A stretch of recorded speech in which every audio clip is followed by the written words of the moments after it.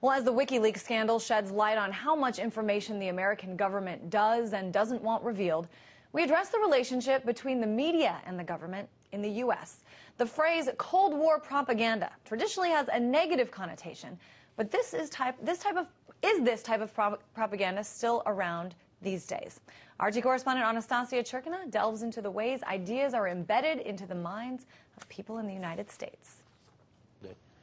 A little hate here, a little fear-mongering there. I mean, these guys can really damage America. Could these raging positions from the pundits be stemming from something a little deeper than mood swings? I'm back on vacation because I hate you all. Propaganda images dating back to the Cold War may look outdated now. You see the reason why we are spending billions of dollars in defense production. But the ideas of embedding a message could turn out to be more relevant than ever, with some of the Cold War-style propaganda and that of the modern day having a little too much in common for comfort.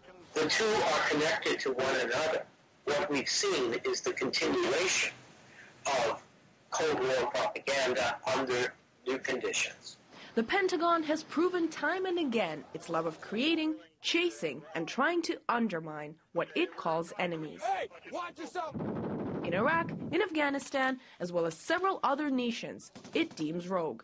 The United States is always involved in some kind of war of aggression. It rarely spends an entire year without invading some foreign country. And the media is almost constantly right there to march in lockstep.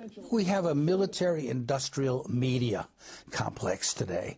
Most of the media is sort of zoned in ideologically into what the government is saying. Just as the Pentagon likes to get carried away with its military, if you call the Pentagon, they can't tell you if it's 700, 800, 900, or 1,000 bases. So does the media.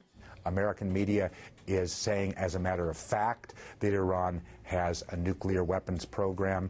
The drums beating for war in Washington are being echoed by our mainstream media. And the list of antagonists grows one after another. The government of China. Iran is forging ties with al-Qaeda. And the danger that this country poses to the world. In the American media, there are a lot of countries that are deemed at least suspicious, if not enemy countries. Meant to be a fourth independent branch of power and watchdog to the powers that be, the media is earning a nickname of a ministry of propaganda for the White House instead. You go to CNN, you go to Fox News, you get these hyper-adrenal arguments between two combatants, one allegedly from the liberal point of view, one from the conservative point of view, but the context is so narrowed that you don't get any critique of the national security state, nor the military-industrial complex, nor the corporate structures. The lack of substance and narrow context is becoming all the more obvious in the age of the Internet.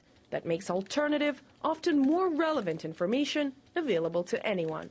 While the establishment, politicians, corporations, and media giants embrace and widen their circle of buddies. It's not only government, it's in coalition, tacit or otherwise, with think tanks, with pundits, with others who have big money interests, certainly with lobbyists planting stories. With planting stories comes the embedding of ideas. The United States has officially been in a state of emergency for the last 9 years. Our nation is at war against a far-reaching network of violence and hatred. And with war comes fear, which gets deeply rooted into the system from the top down. These people are out to kill us. Propaganda is known to be a very powerful tool for any government. And with forces joined between the political establishment, the corporate elite, and the media sleeping in the same bed with a message of fear, history shows shaking off that fear could take years, if not decades. Anastasia Churkina, RT, New York.